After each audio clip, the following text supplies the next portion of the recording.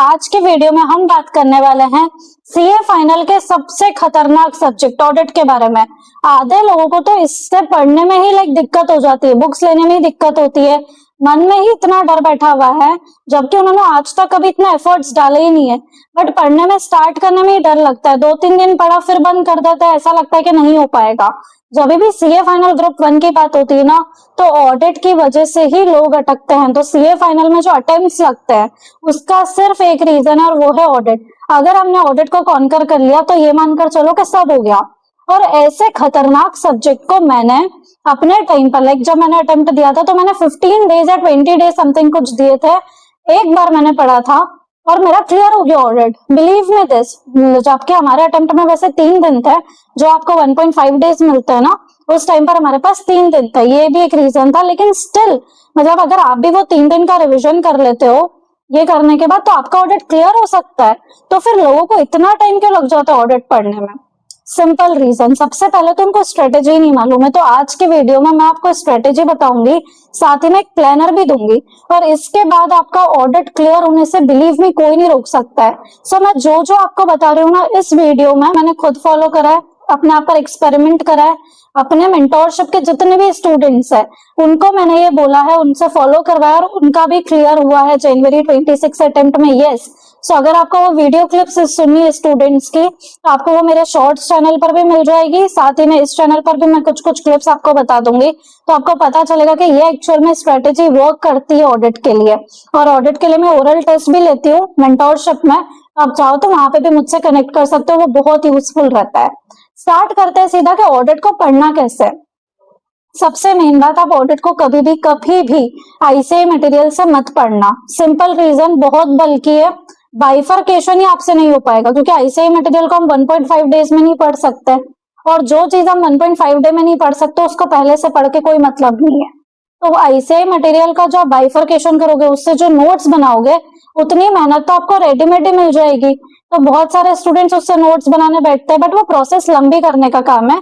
Definitely उससे भी पढ़ाई होती है, लेकिन अभी जो 2 मंथ्स हमारे पास बाकी है, या जो हमारा टारगेट है कि हमको ऑडिट को 15 डेज में कंप्लीट करना है, इसमें वो पॉसिबल नहीं है। तो सबसे मेन चीज, आपको ऑडिट में कोई भी फैकल्टी की बुक लेनी है जिसके अराउंड 200 to 300 पेजेस हो, इससे मैक्सिमम नहीं होने चाहिए। 300 पेजेस से ऊपर आपको कोई भी बुक प्रेफर नहीं करनी है। 300 पेजेस के नीचे जो भी बुक होगी, उस पेजेस को 300 से कट करके मैं आपके लिए सिर्फ 150 या 200 तक का बना दूंगी, और उन पेजेस को ही आपको लर्न करना है। अब कैसे? ऑडिट में हमारे लिए 2 चीजें होती है, एक होता है स्टैंडर्ड्स, एक होता है चैप्टर्स। मेजर लोग क्या फॉलो करते हैं? स्टैंडर्ड्स प्लस प्रोफेशनल एथिक्स, ये कर लेते हैं और हमारी एग्जाम्स क्लियर हो जाएगी। जो भी लोग ये सोच कर जाते हैं ना, उनकी एग्जाम्स कभी क्लियर नहीं होती है, वो ही अटेम्प्ट्स के लूप में फंसते हैं, क्योंकि स्टैंडर्ड से क्वेश्चंस बहुत कंफ्यूजिंग आते हैं। और आप ये मानकर चलो कि आप ऑडिट में सब कुछ नहीं कर सकते। और जो ये लोग बोल रहे हैं ना, जो भी लोग, यार ऑडिट में हम सब कुछ ही कर लेंगे, हम कुछ भी नहीं छोड़ेंगे, वो लोग अभी फ्रेश है, नए हैं। धीरे धीरे वो जैसे जैसे पढ़ेंगे ना, तो उनको समझ में आ जाएगा कि ऑडिट में एक लिमिट होती है और उस लिमिट के बाद नहीं पढ़ा जाता है। और जिस भी चीज को आप पहले पढ़ना स्टार्ट करते हो, वो आपकी अल्टीमेट प्रायोरिटी बन जाती है। अब मेजर फैकल्टीज की बुक ऐसे डिजाइन होती है कि उसमें स्टार्टिंग में स्टैंडर्ड्स ही होते हैं, तो हर बच्चा स्टैंडर्ड से ही पढ़ना शुरू करता है। पर ये गलती है, जो चैप्टर्स होते हैं वहां पर आपके एफर्ट्स ज्यादा लगते हैं, तो लोग इससे थोड़ा सा भागते हैं कि हमको चैप्टर्स नहीं पढ़ने, इसमें बहुत एफर्ट्स लग रहे हैं, बहुत लर्न करने में टाइम लग रहा है। लेकिन टाइम लगेगा डेफिनेटली, बट वो नंबर भी तो डायरेक्ट देकर जाएंगे। आपको पास करवाने में सिर्फ चैप्टर्स ही हेल्प कर सकते हैं, इसके अलावा स्टैंडर्ड्स कभी भी आपकी हेल्प नहीं करेंगे। जो आपकी सर्टिफाइड कॉपीज आई होगी ना, अगर आपने पहले अटेम्प्ट दिया है, तो आप उसमें चेक करना एक बार कि स्टैंडर्ड्स के क्वेश्चन में अगर आपको 1 या 1.5 मार्क्स से ज्यादा मिल गया हो, तो नहीं मिल सकता, आई गारंटी दैट। और अगर मिल गया है ना, तो 1 या 2 क्वेश्चन से ज्यादा तो कतई नहीं मिल सकता है। अब ऐसा क्यों होता है? क्योंकि एक तो क्वेश्चंस बहुत कंफ्यूजिंग आते हैं, उसके बाद आईसीआई की एक्सपेक्टेशंस होती है कि जो आईसीआई वाली लैंग्वेज है, जो मॉड्यूल वाली लैंग्वेज हम वो लिखे स्टैंडर्ड्स में, जो कि पॉसिबल ही नहीं है। तो क्वेश्चन समझ नहीं आता है, लिख दो, तो आईसीआई की लैंग्वेज से मैच नहीं करता है, तो नंबर नहीं मिलता है कुछ भी करके। तो आपको हमेशा चैप्टर्स को प्रायोरिटी देनी है। अब चैप्टर्स में भी सिर्फ 5 से 6 चैप्टर्स ऐसे हैं जिसको करके तो आपका ऑडिट क्लियर हो जाएगा। उसमें एक सबसे मेन है प्रोफेशनल एथिक्स। प्रोफेशनल एथिक्स को तो आप डेली करो। अगर प्रोफेशनल एथिक्स अच्छे से हो गया ना, तो 15-20 मार्क्स ये इकलौता एक चैप्टर तुमको कंट्रीब्यूट करेगा। हाफ पास तो तुम इसी से हो जाओगे, इसका वेटेज तो ज्यादा है ही सही, लेकिन ये नंबर भी पूरे देके जाता है इसके क्वेश्चंस में, तो इसकी तो रोज प्रैक्टिस करो, ये पूरा वर्थ इट है। तो ये कर लिया और साथ में एमसीक्यूज, ये दोनों मिलाकर तो तुम ऑडिट क्लियर कर लोगे। तो प्रोफेशनल एथिक्स डेली करना है अपने को। सेकंड चीज SQC1 ऐसे 220 बहुत इंपॉर्टेंट चैप्टर है, स्टैंडर्ड है बट इंपॉर्टेंट है। ऐसे 700 सीरीज ये भी बहुत इंपॉर्टेंट है। तो सारे स्टैंडर्ड्स में से SQC1 ऐसे 220 और 700 सीरीज ये दोनों आपको अलग करनी है। इसके अलावा में जो बच रहा है 200 सीरीज से लेके 600 सीरीज तक एकदम फालतू है, सिर्फ एमसीक्यूज के लिए काम का है। तो जो उसका बहुत ज्यादा वेटेज होता है ना, तो वो वेटेज ज्यादा एमसीक्यूज में होता है एक्चुअल में।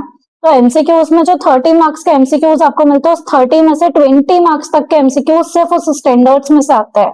तो आपको उसके लिए बहुत अच्छे से प्रिपेयर करना है, लेकिन लर्न आपको नहीं करना है। एक दो क्वेश्चंस आएंगे 200 सीरीज से लेके 600 सीरीज तक में, बहुत सारे स्टैंडर्ड्स है। एक या दो या मैक्सिमम 3 क्वेश्चंस आएंगे, वो 3 क्वेश्चंस में आपको 1 या 1.5 मार्क्स से ज्यादा नहीं मिलेगा। तो वो 2-3 मार्क्स के लिए आप उतनी मेहनत मत करना बिल्कुल भी, ठीक है। पर जो भी ऐसे 800 सीरीज है जो स्पेशल स्टैंडर्ड्स है, जैसे SRE, SRS, SAE, उसके बाद में ऐसे 800 सीरीज जो स्पेशलाइज्ड एरियाज चैप्टर है, ये सब बहुत इंपॉर्टेंट है और ये चैप्टर्स में कंसिडर होता है, ठीक है। अब चैप्टर्स में भी बहुत सारा सिलेक्शन है, सारे चैप्टर्स भी नहीं करने आपको। जो डिजिटल ऑडिट है, जो रिस्क असेसमेंट, इंटरनल कंट्रोल है, ऑडिट प्लानिंग है, इनको तो हटा ही दो, कोर्सेस है, ये आपको पढ़ने ही नहीं है। इसके बाद भी चैप्टर्स में भी मैं आपको A और B प्रायोरिटी में बता दूंगी कि आपको क्या पढ़ना है। सो मैं अब आपके साथ जो है वो डेली प्लानर शेयर करने वाली हूँ 15 डेज का। ये 15 डेज आप ऑडिट को दो, और जिस पैटर्न में मैंने एक वीडियो शेयर करी है कि एक्चुअल में ऑडिट पढ़ने का सही वे क्या है, थ्योरी कैसे लर्न होती है, वो मेथड अडॉप्ट करके आप पढ़ना। उसमें मैंने डिटेल में बताया कि ऑडिट को कैसे पढ़ना है, ठीक है। तो वो पहले आप देखना इस वीडियो के बाद में, और ये जो मैं प्लानर आपके साथ शेयर कर रही हूँ इसको फॉलो करना, और इसके बाद तो आपको ऑडिट में लाइक और कुछ करने की जरूरत ही नहीं, आप डेफिनेटली क्लियर कर रहे हो। तो ये 15 डेज का प्लानर है, इसमें मैंने साइड में टाइम भी लिखा है। फर्स्ट डे पर आपको करना है इमर्जिंग एरियाज और कारो। इसके साथ साथ प्रोफेशनल एथिक्स तो हम डेली बेसिस पर ही करेंगे। जो भी दूसरे प्लानर्स आप फॉलो कर रहे थे उसका मुझे नहीं पता, पर मेरे प्लानर्स हमेशा बहुत रियलिस्टिक होते हैं। आप ये प्लान फॉलो करोगे ना, आपको पता चल जाएगा कि हाँ यार ये तो हम कर सकते हैं, अचीवेबल है। तो आपको बीच में कहीं पर भी स्टॉप नहीं करना पड़ेगा। तो फर्स्ट डे पे इमर्जिंग एरियाज और कारो आपको करना है। सेकंड डे पे SQC1 ऐसे 220 और ऐसे 700 सीरीज। थर्ड डे पर आपको ऐसे 800 और 805 करना है, और प्रोफेशनल एथिक्स आपका डेली चलेगा। अब ये वो चैप्टर्स का स्लॉट है, यहां तक आपने करा, मतलब आपने 3 दिन ऑडिट करा और 3 दिन के बाद ही आपका ऑडिट सिक्योर्ड हो जाएगा। आप 100% पास करो, मतलब 40 वाला काम तो आपने इन चैप्टर्स में ही कर लिया है, ठीक है। अब ऐसे 800 सीरीज में भी आप देखोगे कि मैंने 800 और 805 लिखा, बट 810 का गया, तो वो नीचे इसलिए कर दिया है क्योंकि 810 लास्ट 2 अटेम्प्ट से ऑलरेडी आ रहा है, तो उसके चांसेस अब काफी कम हो गए, और 800 सीरीज का कंफर्म्ड वेटेज है।